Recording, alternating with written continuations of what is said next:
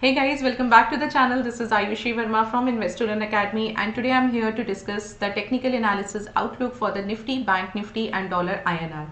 तो हम बात करेंगे कि हमने कल जो लेवल्स या डायरेक्शन डिस्कस किया था मार्केट के लिए, आज वो किस तरह से प्ले आउट हुआ, किस तरह से फुलफिल हुआ, and also will be talking about कि हम कल के लिए क्या लेवल्स या क्या डायरेक्शन को देख सकते हैं.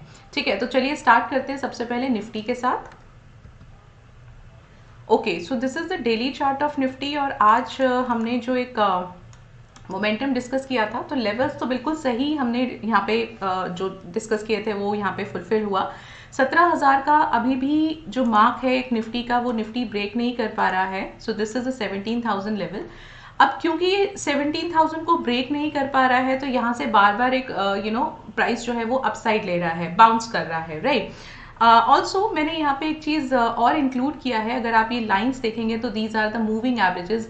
Just look at these 3 lines. तो मैंने यहाँ पे 50, 100 एंड 200 EMAs भी लगाया है. The reason behind this, you can also look at these levels as the support level. तो सपोर्ट और रेजिस्टेंस दोनों ही की लेवल्स की तरह ये काम करेंगे. और अगर आप देखोगे यहाँ पे तो 16,900 का एक लेवल है जो कि ये लेवल है, जहाँ पे 200 EMA बहुत अच्छे से काफी टाइम से यहीं पर मूव कर रहा है, right. So this is the 200 EMA जो कि 16,900 के आसपास मूव कर रहा है. अब कल भी क्या हुआ था कि जो 100 EMA था, प्राइस उसके नीचे आया और वापस से आज वहां से उसने एक छोटा सा बाउंस दिया. अगर आप देखोगे कि 100 EMA जो है वो है करीब करीब 17,100 के आसपास, राइट. तो 17,000 और 17,100 का जो लेवल है ना, ये बहुत इंपॉर्टेंट है. और आज की भी जो सपोर्ट लिया या आज का जो क्लोजिंग है वो इसके ऊपर ही हुआ था. सपोर्ट लेके इसने 17,000 का प्राइस जो था वहां से अपसाइड जाना शुरू कर दिया. नाउ व्हाट्स नेक्स्ट, अब करें क्या हम यहाँ पे, क्योंकि हमें यहाँ पे जब तक ये 16,900 के नीचे की क्लोजिंग नहीं आती है, we will not be getting very good fall from here, and till that time the price will hold up this level, right. Now for tomorrow what we can see again, हम लोग यहाँ पे एक level को ही लेके चलेंगे. तो मुझे लगता है कि जो 17,190 का लेवल है ये थोड़ा इंपॉर्टेंट लेवल है. मैं इसको यहाँ पे एज अ रेजिस्टेंस मार्क कर रही हूँ. इसके पीछे 2-3 रीजन है. तो 17,200 के करीब का ही ये लेवल हो गया. एक तो ये रीजन है कि जो अगर मैं 50 EMA भी देखती हूँ तो वो उसके आसपास ही है, 256 पर ही है.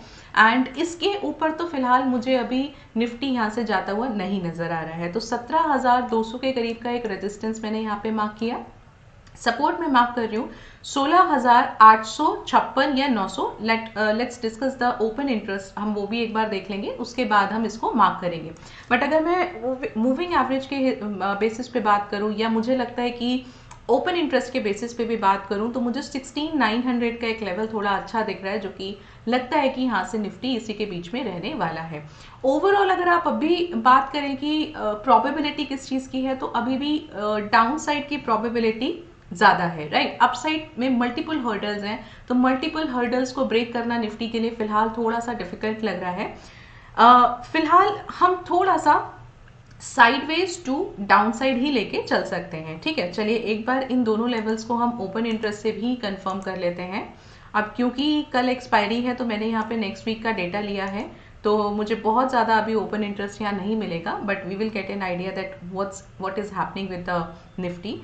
तो 17,100 का यहाँ पे स्पॉट है एंड आई एम गेटिंग 17,200 का लेवल, इंपॉर्टेंट लेवल हियर. सो मैं 17,200 का लेवल यहाँ पे रेजिस्टेंस मार्क कर रही हूँ. ये अच्छे से मुझे यहाँ पे रेजिस्टेंस मिल रहा है. एंड फॉर द सपोर्ट, हाँ, लुक एट 17,000, कितना अच्छा ओपन इंटरेस्ट है यहाँ पे. But 17,000 will be too close. तो मैं क्या करती हूँ यहाँ पे उसका एक थोड़ा सा लोअर, मतलब 17,000 के एक नीचे का कुछ प्राइस देखती हूँ जहाँ मुझे अच्छा ओपन इंटरेस्ट आता है. तो 16,800 और 16,900 में मुझे जो एक अच्छा ओपन इंटरेस्ट दिख रहा है वो 16,900 का दिख रहा है. तो what I can do, I can mark 16,900 as the support level, 17,200 as the resistance and 16,900 as the support level. ये रेंज में लगता है अभी की निफ्टी थोड़ा टाइम तक रहने वाला है. Also if you have seen the yesterday's US market, तो वहाँ पे भी हमको थोड़ा सा फ्लैटिश सा ही मूवमेंट देखने को मिला था, बहुत ज़्यादा अपसाइड नहीं था. And same thing we have seen it today. And if you look at the bank Nifty, तो बैंक निफ्टी मैंने आपको कल भी कहा था कि जब तक ये 38,500 का लेवल ब्रेक नहीं करता है, आप यहाँ से बहुत ज़्यादा डाउनसाइड एक्सपेक्ट ना करें. At least look at hair. So चलो एक बार इसको चार्ट को भी डिस्कस कर लेते हैं. अब आप इन मूविंग एवरेजेस को देखोगे ना, तो फिलहाल bank Nifty is not able to cross this 100 EMA. This is the middle one, is the 100 EMA. This is the 100 EMA, right? Now यहाँ तक आता है, अच्छा सपोर्ट लेता है and it will go back. So this is the same thing happening here. But 39,500 का एक बहुत solid मल्टीपल रेजिस्टेंस है. तो मेरा कल के लिए भी जो एक रेजिस्टेंस है वो 39,500 का ही है. And what I can see, I can take support at 38,500. ये मेरा पहला सपोर्ट होगा. इन केस अगर इंट्राडे इसको ब्रेक करता है या कुछ एक गैप डाउन खुलता है, तो we can take next support at the 38,000. तो सपोर्ट 1 मेरा है 38,500 का और सपोर्ट 2 मेरा है 38,000 का. चलो एक बार इसको हम ओपन इंटरेस्ट से भी कंफर्म कर लेते हैं. All right, so let me just change the expiry.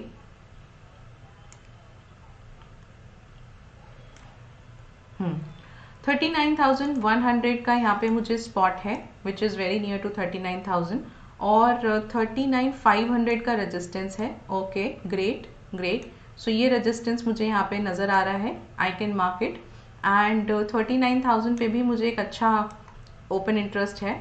और 38,500 पर बहुत अच्छा नहीं है. Just a second.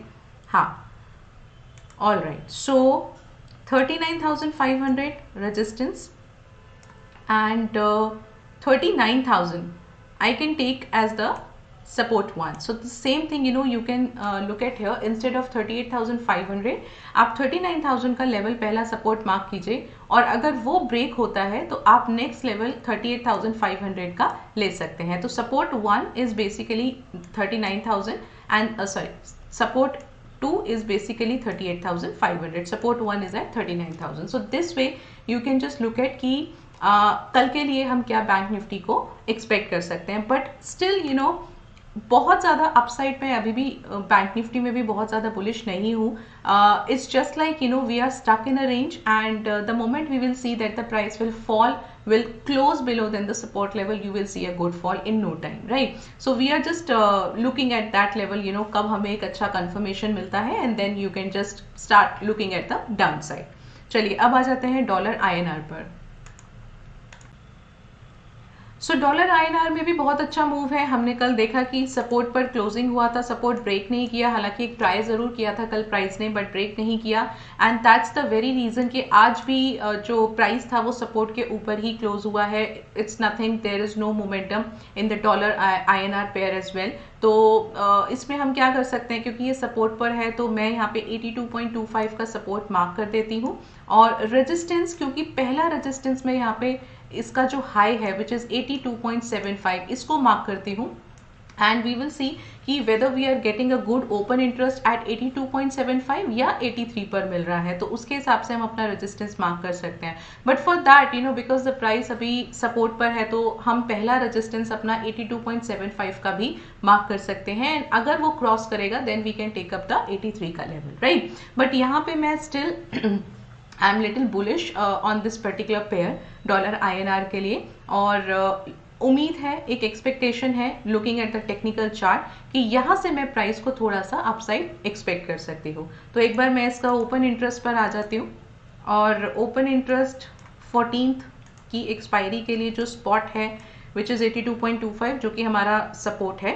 और आई कैन सी 83 पर. Okay, I have good number at 83 and even at 82.75. So for tomorrow just mark 82.75 as the resistance. पहले हमें ये प्राइस आएगा, ये यहाँ तक प्राइस आएगा, तब हम सोचेंगे कि 83 जाएगा या नहीं जाएगा. However हमारा जो टारगेट है वो 83 का ही है. तो that's not a big deal कि वो कब होगा, हो जाएगा. It will take some time. That was a short term target.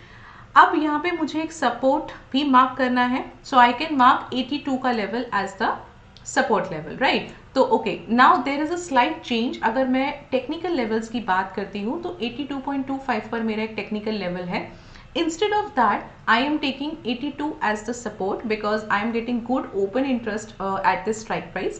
तो ये प्राइस 82 का मेरा सपोर्ट है, 82.75 का रेजिस्टेंस में डॉलर INR के लिए मार्क कर रही हूँ, right. So this way you can just look at these two things and again and again if you look at the Nifty's chart, I'll come back again and ये मैं वैसे discuss भी कर चुकी हूँ, but many a times in this bearish channel हमने देखा है कि ये जो एक कंसोलिडेशन फेज है, आप हर बार इस कंसोलिडेशन फेज को देख सकते हैं कि काफ़ी टाइम तक जो प्राइस है वो इस कंसोलिडेशन एरिया तक रहा है एंड देन वहाँ से एक अच्छा, जैसे ही उस एरिया से वो निकला है, नीचे क्लोजिंग दिया है, वहाँ से हमें एक अच्छा फॉल देखने को मिला है। सो अगर this time also if we will be getting the same thing, so आप the moment you will see के 16,900 के नीचे बहुत अच्छा एक क्लोजिंग आता है, वहाँ से आप एक अच्छा फॉल एक्सपेक्ट कर सकते हैं and that will also you will see the same momentum in the bank nifty as well.